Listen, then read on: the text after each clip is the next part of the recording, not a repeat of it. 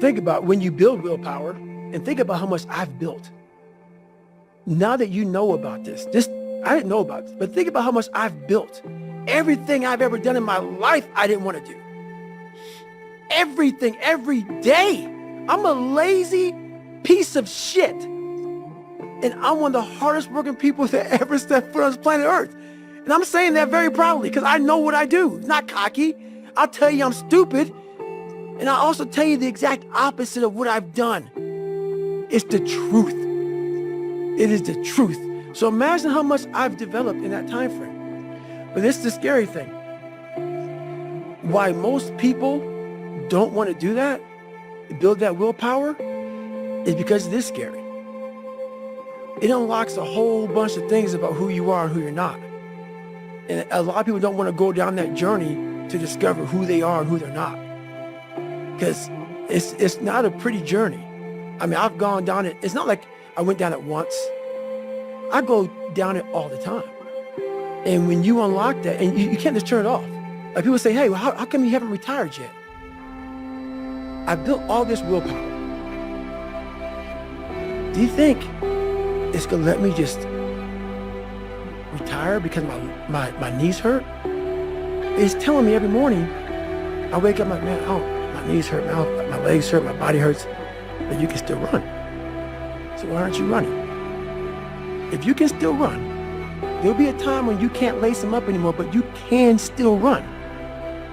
So I still run. When the time comes I can't run, the body will say, you just can't run. But if I can still do something, that willpower that I have created, it makes me do it every fucking day.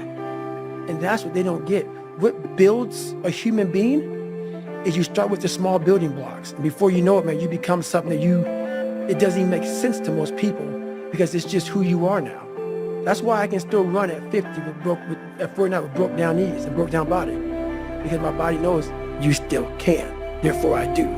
Second you stop, the willpower is gone. And that's beautiful. I'm so glad you brought that to me because I always wonder, what's this separation thing now? At 24 years old, I started building something that I didn't even know was going to be what it is now at 49. And that's all it was just that. What you're saying right now, I didn't know any of this. And I always talk to people, I wish I could just put this on paper, and you're saying it in a way that people can understand. I can never put into words on what I built and the power that is within all of us. But you put it so like in a scientific way. Most people, like for me, he's just crazy. That's why I don't like talking about it, man. I know I'm not crazy. I know what I had to do to get where I had to go. People look at it as crazy because they're people that just, if you can't imagine yourself doing something, the person that's doing it is crazy. Because in your mind, the logic behind it, it doesn't compute. Therefore, you have to give somebody a title. And the title for me is usually, he's crazy, he's this, he's that. No. For some reason, me wanting to be somebody so fucking bad in my life, I created that. And I've been trying to figure out years of my life trying to explain to people. But even though you're explaining it now, this is the easy fucking part. Them listening to this shit is the easy fucking part. The part that why there'll always be the ones of ones is because putting that practice, putting that into actual work, no, man. No. That's where the demons come in. That's where you're like, I don't want to be better. I don't want to be better. If this is what it takes to be better, I don't want to be better. So that's why there's a lot of average. And it makes me so fucking mad. Every day I walk this earth and I see average all over the fucking place. And they want to ask me, how did you do it? I can't tell you how, because you're not going to do it. You're not going to do it. You're going to continue being out, because every day you wake up, like he says, like get the coffee, make the pancakes, kiss the girl, kiss the kids. You wake up, right to work. Immediately your mind is in action. No one wants to do that. No one. And I don't blame them. But don't be mad when you're laying there in your fucking bed and you're in the fucking hospital and you're 70, 80, 90 years old and you're thinking, man, I feel like I didn't fucking do something. Because you did. You didn't do it.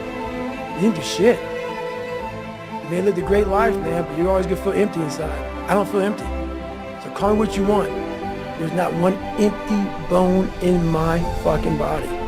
Because I have figured out that really the magic potion, at least to my life, and it's very rewarding. For me to be sitting here in front of you, you're not gonna call 300-pound Ecolab guy to come sit here. You might, I don't know, maybe. Probably not. Probably not. Think about this. What we teach people is kindness to yourself. Do you think if I taught myself kindness, and I agree with it, guys, so many people take me out of context, it's ridiculous. Take it however the fuck you want to take it. When I was 300 pounds, where do you think that conversation would have got me if I spoke kindness to myself? I'll tell you where it gets me. Right back to 7-Eleven, another box of mini chocolate donuts and a chocolate milkshake. That's the one voice. That's the one voice that most of us have that you're talking about. If you don't have a conversation in there, the other voice that you create that says, okay, how does this look? It looks very ugly. That kind conversation for me went away a long time ago, which is why the dialogue is now, which you see a lot of action, because most people have inaction, because there's one person talking. And that one person's always leading you down the same path, the path that makes you feel very comfortable and happy with yourself. The second you create the other voice, there's conflict, there's battles, there's wars, there's defeat. One thing I learned, I taught myself this, people go, I don't understand what you're saying. I'm gonna try to break it down real quick. I didn't teach myself victory first. I taught myself failure. I taught myself how to fail. People are like, that's so depressing, is it? When you're 300 pounds and you can't read and write, you're fucked up. You know how many times you're gonna fucking fail on that process? So if you don't know how to fail, there is no victory. I never talked about winning, because I knew the path to winning was going to be years of failing first. So I taught myself how to fail properly. No one teaches you how to fucking fail. But if you're going out for insurmountable fucking odds that make absolutely no fucking sense, a black kid that can't swim, 300 pounds, gonna be a Navy SEAL. Okay. You better teach yourself how to fail first. Because if you sit in failure for too long, you will never come out of it. So the first part of my success was learning how to fail properly. And then eventually, I started getting a few victories. But that's what people don't get. When you've buried yourself in such a deep fucking hole, better first talk about the failures you're gonna have first. And that's when that other voice comes up. It tells you we gotta do something. It also tells you, boy, I'm not gonna lie to you, Goggins. You're in for a fucking climb, bro. You're gonna get your ass handed to you, made fun of, outside noise, the inside noise. Both voices are gonna be fucking telling you to go fuck yourself. You are in for hell, bro. I am. So I better learn to fail.